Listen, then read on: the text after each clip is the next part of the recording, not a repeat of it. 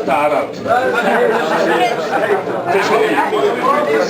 تم نسكر يمكن الحكومه نساو التشريحيت باش حتى واحد ما يعرف اش تنقول واش ما تبقاش تخرج شي هضره عوجه.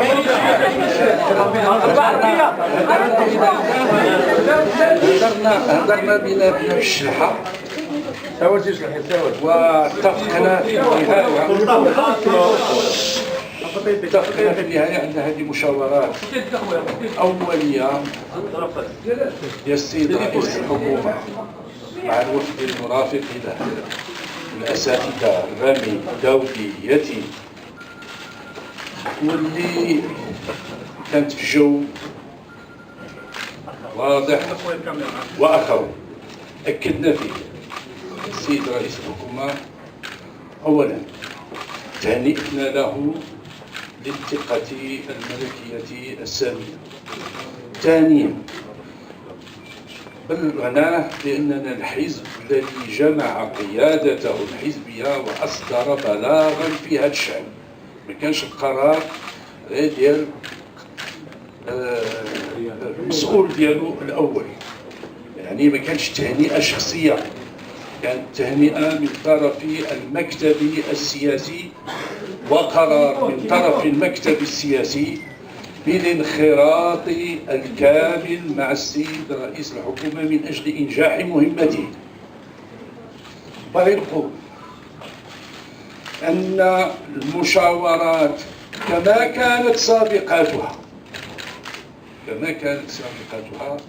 كانت تنتهي والحمد لله إلى الخير، ولذلك يمكن أن نوجه لكم طلب.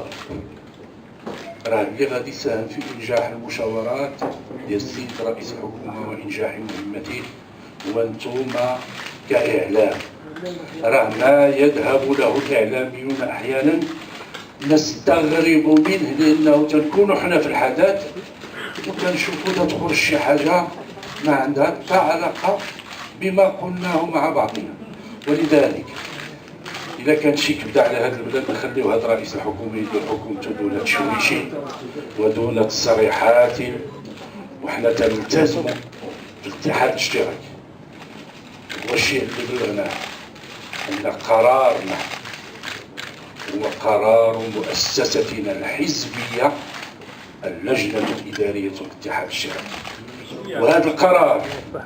وهذا القرار بإسناد رئيس الحكومة واللي عبر أكدوا كذلك المكتب السياسي وقرار لحزبنا، وما تنقبلش كما أكدت على ذلك مرات متعددة أن ينوب على حزبنا في هذا الأمر أي جهة.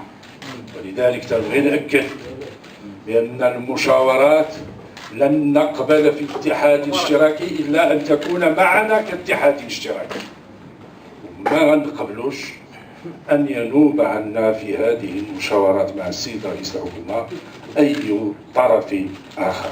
شكرا لكم والسلام عليكم.